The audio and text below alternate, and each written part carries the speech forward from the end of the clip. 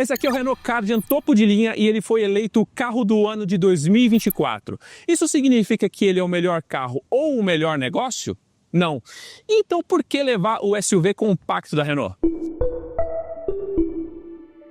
Se você acabou de chegar aqui no canal do Motor1 Brasil, se inscreva e ative o sininho para você não perder nenhuma notificação dos vídeos que a gente solta a semana inteira aqui. Mas vamos falar do Kardian na versão topo de linha, que desse jeito que ele está aqui, com essa pintura especial, custa R$140 mil, ou seja, essa pinturinha a mais aí te dá R$1.900 a mais no cheque final para levar esse carinha para casa. E esse cara começa lá por R$106 mil na versão manual, pula para 120 na versão intermediária, a Tecno por 129 e essa aqui topo de linha já por 139 mil. O seguro médio desse cara custa R$5.800. O custo médio das 5 primeiras revisões desse carinha fica na casa dos R$4.600, sendo que ali a dos 40 mil quilômetros é a mais cara por R$1.400. E a garantia desse carinha é de 3 anos. E quem são os concorrentes desse cara aqui?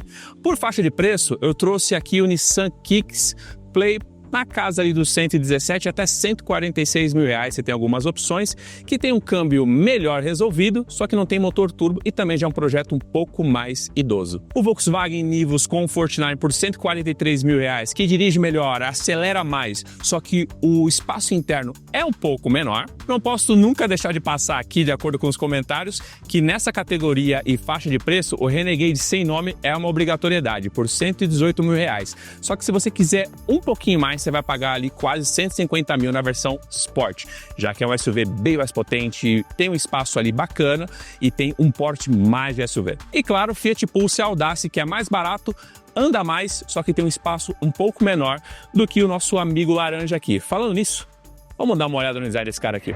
Aqui na frente a gente tem conjunto Full LED, tudo aqui é iluminado por LED, até aqui embaixo, bem bacanudo. E você também tem a câmera frontal do conjunto de câmeras 360. Nessa versão topo de linha, aqui mais abaixo, o radar do ADAS e a grande parada desse carro, a altura em relação ao solo. Aqui você tem um ângulo de 20 graus de acesso, ou seja, esse carro não raspa em lugar algum. Na lateral vocês vão ver um pouco da altura dele em relação ao solo. Inclusive, vem ver. Como não poderia deixar de ser, protetores aqui das caixas de roda para dar aquela pegada mais aventureira. Rodas de 17 polegadas que tem esse acabamento misto entre cor escura, cor clara, e a gente tem pneus 205/55. Não são medidas que a gente pode falar, nossa, pneus de SUV, inclusive meu sedã, um sedã que eu tive no passado, tinha pneus dessa medida, porém, tá ok, faz parte da linguagem e tá bem adequado para o tamanho do carro. A gente tem esse acabamento escurecido aqui no teto, o acabamento laranjão que vocês já viram, e o rack, ele pode ser modificado em sua posição, ele pode ser montado na transversal e suporta até 80 quilos. Eu não vou montar e desmontar esse rack porque o Léo já fez isso num vídeo do Kardian que eu vou deixar aqui para vocês verem. É rápido, você vai gastar uns 5, 6 minutos para fazer isso e tá tranquilo, você consegue transportar o que você quiser aqui, desde que pese até 80 quilos. Agora vamos dar uma olhada na traseira que também tem uns detalhes bem interessantes. E aqui na traseira a gente tem um design que é muito próprio da Renault. Linhas bem definidas, um carro que tem uma imponência bacana. Na lanterna a gente tem elementos mistos, temos LEDs e temos também lâmpadas comuns. E dá uma olhada na altura em relação ao solo aqui, você tem muita abertura. Esse carro tem quase 21 centímetros e, para ser bem preciso, 20,9 centímetros de altura em relação ao solo. Nessa faixa de preço, nenhum tem mais espaço que ele. Abertura de porta-malas, pode ser aqui na chave cartão, você pode ver aqui, ó. Bacana? Você pode abrir por aqui, só segurando, e tem acesso aqui do porta-malas do Kardian. Muito espaço, você tem como colocar mais uma mala média aqui, mais uma mala de bordo, as nossas mochilas estão aqui sempre. Tem muito espaço, do jeito que você colocar aqui vai dar bom, você não vai ter problema nunca de espaço aqui. Lógico, uma viagem mais longa, com 5 pessoas, cada uma pessoa tentando usar uma mala média, obviamente não vai funcionar, mas uma viagem de repente só com mochilas, sacolas, assim vai ser muito bom. Detalhe para o uso urbano, se você faz compras na semana ali, você consegue carregar através dessas alças aqui do lado as sacolas do mercado. E tem 4 alças, viu? Isso aqui acho que eu nunca vi em qualquer outro carro. Sempre são 2 suportes, ou um suporte, ou nenhum suporte. Isso é uma grande vantagem. E vai dizer que esse carro não tem pneu temporário no step, e sim de uso normal. Ele não tem a medida de 17, mas a área externa corresponde a 17. Bom, falando em espaço e utilidades e tal, vamos dar uma olhada ali no banco traseiro e ver outro grande ponto positivo desse carro. A gente tem 2,60 de entre-eixos apenas, é um número pequeno se você for comparar a média do segmento. Tem carros menores, mas esse aqui fica exatamente no meio, nesse intervalo. Então a situação é essa, espaço para a cabeça tranquilo. Aqui eu quase raspo, mas estou confortável ainda, espaço para a perna é muito bom. E a situação é essa aqui, deixa eu mostrar para vocês. Passa, tá beleza, tem um cabelinho a mais de espaço. Só que aqui também o banco tá regular para mim. Joguei o banco mais para trás hoje aqui, mas é o que eu costumo usar mesmo. Mas assim, dá para viajar numa boa. Poderia ser uma merrequinha melhor, mas tá bom. Espaço lateral também é bom, dá para 2 adultos viajarem, ou 2 adultos e uma criança, ou 3 crianças aqui, vai super bem. Apoio de cabeça para todo mundo aqui, bem legalzão. Isofix, cinto de 3 pontos para todo mundo, porta-revista. E aqui, ao final do console central, a gente não tem uma saída de ar. A gente tem um porta-trecos simples e 2 portas USB do tipo C. Fica devendo uma saída de ar-condicionado? Fica devendo uma saída de ar-condicionado. O túnel central não é tão alto, pode incomodar algumas pessoas e outras não, especialmente o recuo aqui desse console central. Deixa eu te mostrar o final do console, é só o tamanho do recuo que tem aqui, ó. Ele começa aqui bem para trás e volta. Isso pode atrapalhar um pouco, né? Queimar um pouco de espaço de perna aqui. Se isso aqui fosse todo para frente, né? O flat, retão mesmo, a sensação de espaço seria muito mais legal. Outra coisa que atrapalha muito a sensação de espaço é isso aqui, ó. Tudo escuro, tudo fechado, sabe? Aquela coisa. Podia ser um pouco mais legal se de repente tivesse uma cor mais clara e nos desse uma sensação maior de espaço. Agora, onde não falta espaço? Ali na frente. Mas deixa eu te mostrar o que tem de equipamento ali. Já que na frente o espaço é muito mais receptivo para quem vem na fileira frontal. Mas eu tenho que dizer o seguinte, o acabamento aqui, ó, plástico firme, um tecidinho aqui, tecidinho não, né, um material sintético que imita couro, exatamente como temos aqui na porta, ou seja, não é um soft touch emborrachado. Dá para ver que é o painel com uma espuma, um tecido por cima. É isso que tem aqui, basicamente, tá? Uma solução muito boa de espaço que também se torna uma solução de tecnologia. Não temos nenhuma alavanca manual aqui, tudo é eletrônico. Freio de estacionamento, câmbio também. Te sobra muito espaço. Por coincidência, temos um porta-copos que também oferece mais espaço. Você pode até lavar isso aqui, é bem legal. Dá para você tirar para lavar, caso queira. E aqui também você tem uma visão boa de todo o espaço que ele oferece. Ali você está vendo que é onde você pode colocar a chave do carro em caso de perda de bateria. Beleza. Vamos voltar aqui para o painel central. Ó, deixa eu mostrar aqui. A gente tem um porta-trecos bem fundo, bem legal. Volumoso que também arrasta para frente, queimando uma posição do porta-copos. Mas tá bom assim, tá bem legal. Ar-condicionado digital. Bom, deixa eu ligar o carro. Botão de ligar aqui. Precisa de colocar o pé no freio. E ligamos. O painel acende. Vale dizer o seguinte. Toda vez que você liga o carro, ele sempre vai voltar para o modo mais sense. Se você deixou o farol de neblina ligado, ele vai desligar e o recirculador do ar vai sempre resetar. Ou seja, você vai ter que se reconfigurar sempre novamente. Tá? Ar-condicionado de uma zona com funcionamento aqui analógico, mas de demonstração digital à la HB20. Tem todos os comandos aqui bem bonitos. Temos 2 portas USB, uma tipo A e uma tipo C aqui, né? Essa é a A e essa é a C. E um carregador por indução que funciona rápido. Ele é muito bom, funciona bem legal. E a toma dicas 12 volts, muito bom. Por aqui, plástico comum. Temos aqui o botão dos modos de condução, que é o Mais Sense, o Sport e o Eco. Vale dizer que o Mais Sense, ele é configurável. Você pode mudar a cor do painel, né? Na verdade é desse filete aqui, ó. Vermelho, né? Vou botar um azul aí, dá uma olhada. Ele muda para azul, um azul mais escuro. É que na luz do dia não fica fácil de ver. Verde, amarelo, laranja. Vou manter aqui na que tava, né? Que é esse roxo. E você já é informado aqui, ó. Motor e câmbio estão em modo manual. Você só configura a direção. que é o modo confortável, normal ou esporte. Então você já sabe que você não vai ter personalização de câmbio nem de motor. Para isso, você usa o modo esporte ou eco. Fora isso, é o modo normal. As iluminações tradicionais aqui, um retrovisor também tradicionalzinho. O volante tem uma pega muito boa, tem um material muito bom também de revestimento aqui. Ele passa toda a maturidade do carro para você, ele conversa bem com a suspensão também.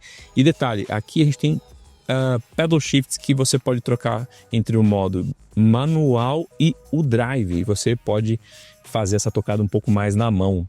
Por aqui temos o botão do Start-Stop, né? Para você desativar ou ativar. Lá embaixo, a moda Duster. Regulagem do farol, da altura do farol, não sei se devia estar ali. Esse aqui não é um porta-trecos, e sim a caixa de fusíveis. Gostei da solução que a Renault trouxe para a regulagem dos retrovisores. Esse aqui é um botão liso, fino, parecendo um joystick. Lembra muito o direcional do Master System, e a idade foi demonstrada. Cluster central de 7 polegadas e o multimídia, a tela multimídia de 8. Eu tenho que dar um destaque aqui bem específico. Esses dois caras, a gente está falando de um carro que é topo de linha, né? Mas esses dois caras parecem muito de carros de entrada. Você tem visualizações diferentes aqui. Tudo é muito devagarzinho, tudo acontece de uma maneira muito suave. Aqui as demonstrações também são suavezinhas. Você tem câmera de ré, né? Todo o kit de câmeras aqui. Puxa, mas poderia ser um pouquinho mais interessante, mais rápido. E eu tenho que destacar o seguinte: a resolução não é alta, a gente tem aqui uma câmera de ré que se demora a funcionar toda vez que a gente engata a ré. Por exemplo, eu vou engatar aqui a ré, ó. Só depois de todo esse tempo que a câmera foi ativada. É bastante tempo, tá? E aí eu fico pensando, a gente tem todo um sistema mais lento aqui, não dá para todos os equipamentos serem lentos. Provavelmente o sistema de processamento ou a carga desse carro, né, toda a engenharia eletrônica, possa ser um degrau abaixo aí em relação a toda a modernidade do motor que a gente tem. Dito isso, eu tenho que levar vocês para dar um rolê, mas sem antes eu não posso esquecer de dizer que esse controle aqui é bem tradicional, né? Quem tem Clio sabe, quem tem Sandero sabe, e aqui a gente tem todos os controles do ADAS desse carro, que é bem completinho também. Bom, isso dito, a gente precisa dar uma volta e conhecer esse câmbio automatizado, a gente precisa conhecer esse motor que é um dos mais potentes do país em termos de 1.0 turbo, e ver como é que no final do dia isso tudo acontece. Dirigindo o Kardian, a gente sente que tem um motor bem potente, com um câmbio que poderia ser um pouco mais ágil para ornar melhor. O que a gente tem aqui? Temos um motor 1.0 turbo de 3 cilindros flex, que gera 125 cavalos no etanol e 120 na gasolina, e torque máximo de 22,5 kg. E associado a esse motor a gente tem um câmbio automatizado de dupla embreagem de 6 velocidades. Esse cara é um velho conhecido da Renault, mais novo pra gente aqui no Brasil. A gente está falando de um carro que tem uma aceleração em 9,9 segundos. Bacana, nada esportivo demais, mas também nada lerdo demais. E também estamos falando de um carro que não é pesado, não tem nem 1.200 quilos. Bom, com isso dito, a gente tem que reforçar o quê? A gente está falando de um carro muito urbano, muito bom para a cidade, que tem na sua faixa de preço o melhor comportamento de suspensão. Esse é o grande ponto na dirigibilidade do Kardian. Ele tem uma suspensão fantástica, não raspa em lugar algum. Esse é um carro que tem uma condução muito macia e ao mesmo tempo sem ser boba ou frouxa demais. E esse carro tem 3 modos de condução: o Sport, o Eco e o MySense. O MySense é o normal, só que você consegue regular as cores aqui das portas, da iluminação do painel e a intensidade da pressão da direção. Mas eu preciso fazer um destaque especialmente para o câmbio, porque talvez você esteja com dúvidas justamente a respeito disso. Como o carro ainda é recente, é novo, não temos histórico de problema. Porém, o comportamento dele não é o que a gente pode falar de que esse carro é muito preciso, muito rápido, que faz trocas muito rapidamente. Já que a gente está falando de um câmbio de dupla embreagem. Não é esse o caso aqui. A gente está falando de um carro que se demora um pouco para decidir, especialmente na cidade, não anda e para, ele pode se ressentir de tanta aceleração, ele não vai responder rápido, mas responde corretamente.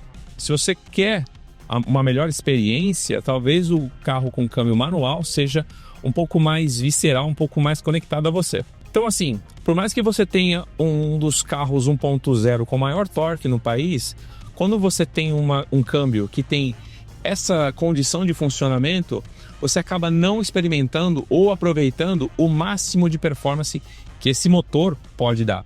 Talvez lá no câmbio manual a gente perceba um pouco melhor isso, mas aqui no automatizado talvez seja uma parada muito mais sobre conforto, praticidade e esquecer a questão da tocada mais envolvente ou até mesmo mais precisa. Mas a grande parada aqui é o consumo.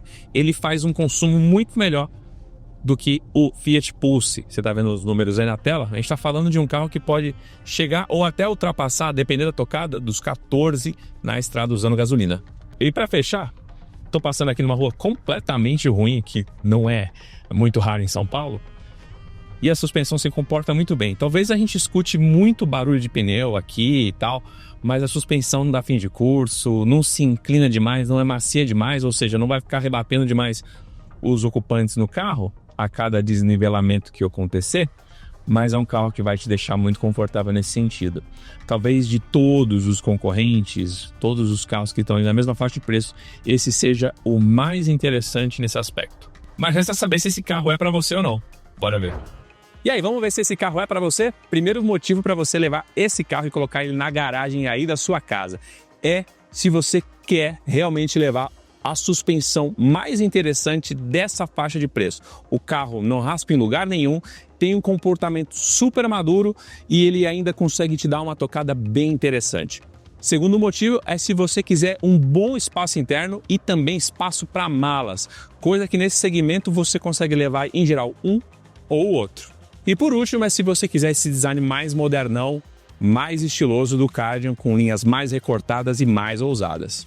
Agora, você não deve levar esse carro de jeito nenhum para sua casa se você tem dúvidas sobre o comportamento e a futura manutenção de um câmbio automatizado e também não curtiu muito ali o comportamento dinâmico dele. Segundo motivo é se você quer ter um acabamento nos bancos de fábrica 100% em couro, mesmo ele sendo sintético ou não, porque aqui você precisa só aquelas tirinhas focadas em couro, porque todo o kit aqui original de fábrica é em tecido.